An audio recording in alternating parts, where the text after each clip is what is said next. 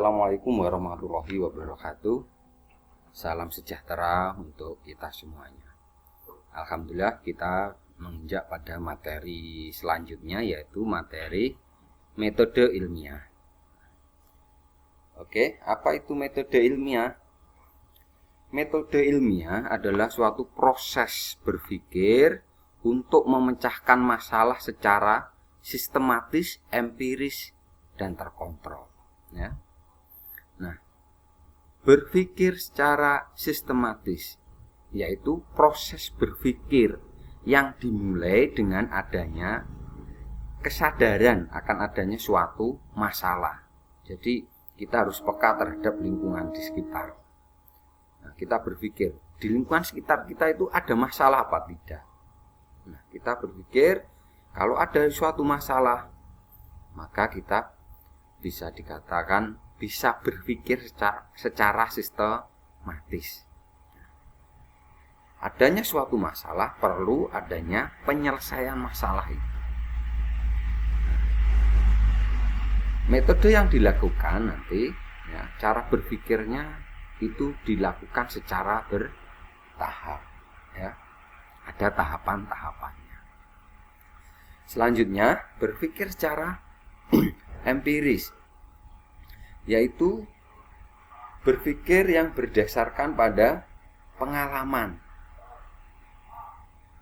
terutama yang diperoleh dari penemuan percobaan pengamatan sebelumnya yang dilakukan oleh orang lain ataupun pernah kita lakukan.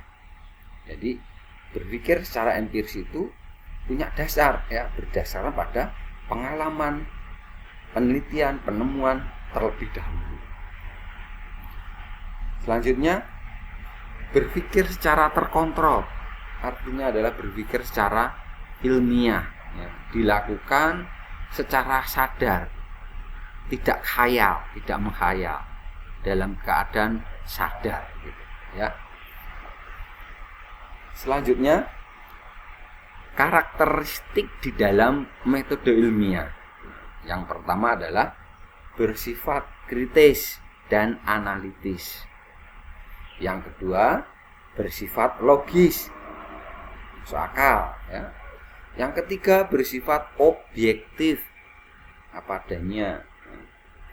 Yang keempat adalah bersifat konseptual. Dan yang kelima adalah bersifat empiris tadi, ya. Coba anak-anak membuka LKS-nya halaman 7, ya.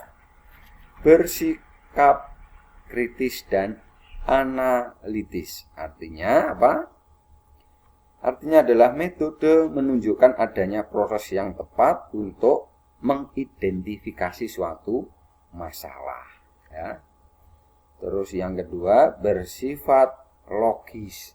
Karakteristik metode ilmiah yang kedua adalah bersifat logis. Artinya dapat memberikan argumen yang ilmiah yang masuk akal, ya, enggak konyol gitu, ya. Dan yang ketiga adalah bersifat objektif, ya. Bersifat objektif artinya dapat dicontoh oleh ilmuwan lain, ya, dapat ditiru, ya, dapat dilakukan lagi oleh orang lain atau peneliti lain. Dan yang keempat bersifat konseptual, artinya proses penelitian dijalankan dengan mengembangkan konsep dan teori agar hasilnya dapat dipertanggungjawabkan, ya. Dan yang kelima adalah bersifat empiris, artinya metode yang dipakai berdasar pada fakta di lapangan, sesuai dengan kenyataan, sesuai dengan pengalaman yang sudah dilakukan, ya, sesuai data yang ada di lapangan real, ya. Oke, selanjutnya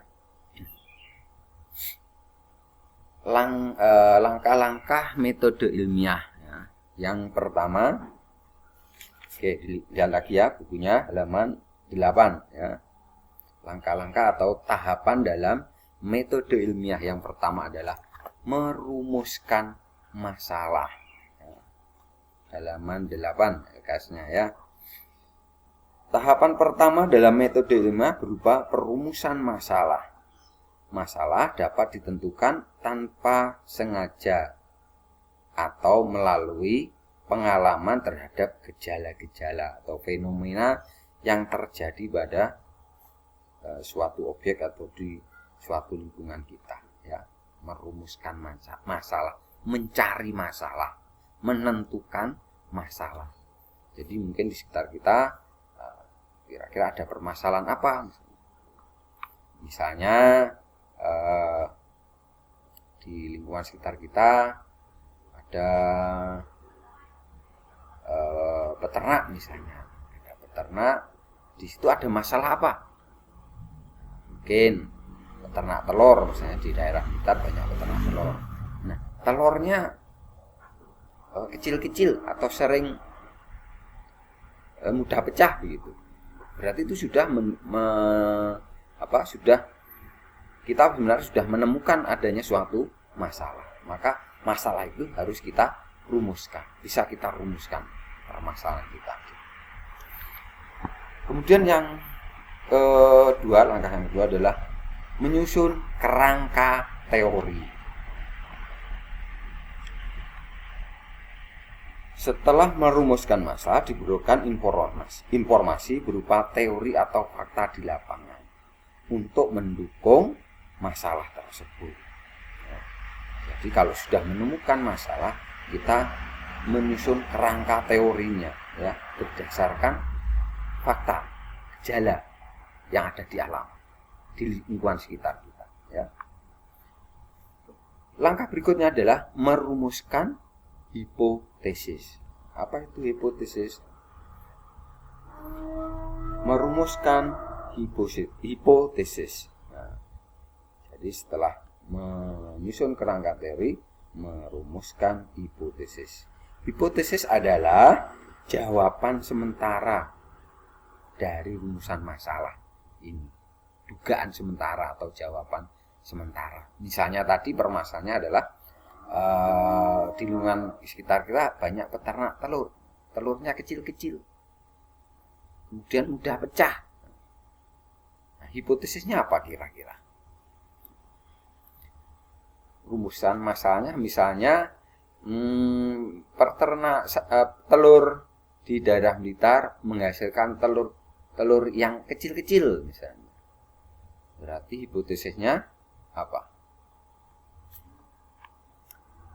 Jawaban sementara.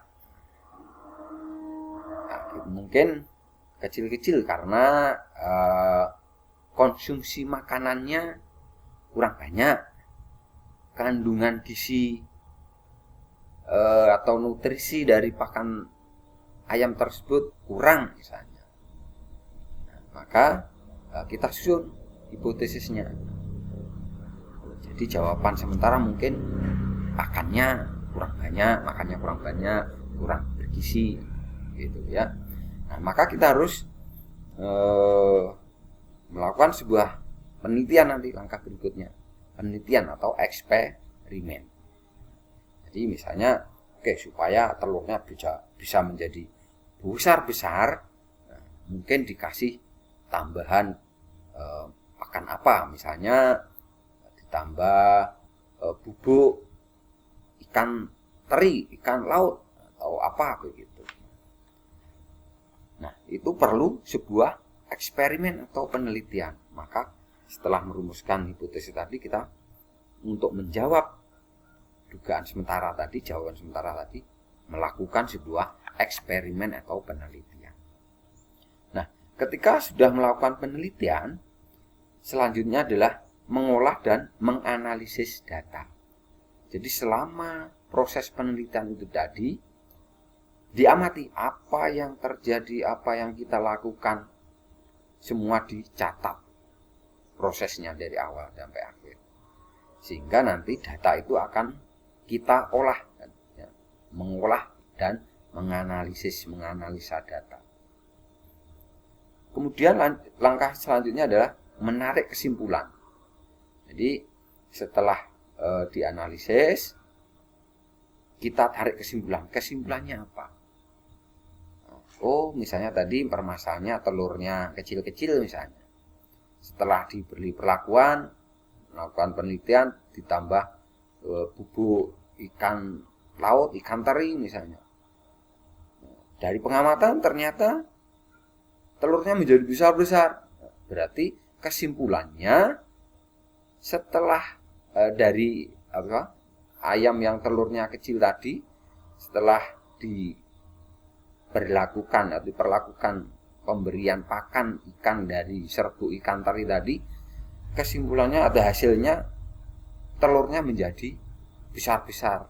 Berarti kesimpulannya itu tadi bisa menghasilkan telur yang besar-besar dengan mengkonsumsi makanan yang dari penelitian tadi. Langkah selanjutnya adalah setelah menarik kesimpulan ya, mempublikasikan hasil penelitian kita atau eksperimen kita. Kita publikasikan, kita sampaikan, kita sebarluaskan. Ya. Lanjut. Nah, sistematika laporan penelitian atau cara penulisan laporan penelitian ya. Bagaimana ya? Yang pertama adalah, coba dilihat dulu LKS-nya halaman 9 ya, anak-anak. Sistematika laporan penelitian atau tahapannya ya. Yang pertama adalah menuliskan judul penelitian. Nah, judulnya apa? Jadi misalnya tadi membuat pakan ayam petelur yang menghasilkan telur besar-besar. Nah, kita rumuskan nanti judul penelitiannya apa. Ya. Nah, maka harus ada judulnya. Yang kedua, harus ada kata pengantar. Membuat kata pengantar. Yang ketiga, membuat daftar tabel. Nah, tentunya dalam proses penelitian tadi ada pengamatan ya. Ada pengamatan, ada data yang harus dicatat. Nah, itu disusun dalam bentuk tabel, misalnya dalam bentuk angka ya. Mungkin grafik juga bisa ya. Daftar tabel. Yang keempat adalah daftar gambar. Nah, selama penelitian tentunya ada dokumentasi, foto misalnya ya, berupa foto. Itu wajib didokumentasikan sehingga nanti dapat dimasukkan dalam daftar gambar. Dan yang kelima adalah daftar lampiran. Nah, jika nanti ada lampiran-lampiran pendukung, kita sertakan daftar lampiran. Yang keenam adalah daftar isi. Nah, ini perlu, nah, seperti buku itu juga ada daftar isinya. Jadi nanti halaman judul halaman berapa, kata pengantar halaman berapa, abstrak, pendahuluan dan seterusnya, itu nanti ada di dalam daftar isi, sehingga nanti seorang pembaca akan bisa mudah melihat isi dari laporan penelitian itu dari daftar isi tadi. Yang ketujuh adalah abstrak. Nah, kita harus ada lembar abstrak. Apa itu abstrak? Abstrak itu biasanya berisi uraian ringkas dari penelitian dari awal sampai akhir. Secara ringkas itu disampaikan di dalam abstrak. Terus yang ke-8 adalah bab 1. Nah, bab 1 ada pendahuluan. Nanti ada subbabnya nanti ya. Terus yang ke-9 adalah bab 2, tinjauan pustaka.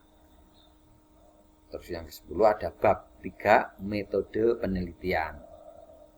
Yang ke-11 ada bab 4, hasil dan pembahasan. Nanti ada membahas dari hasil penelitian itu.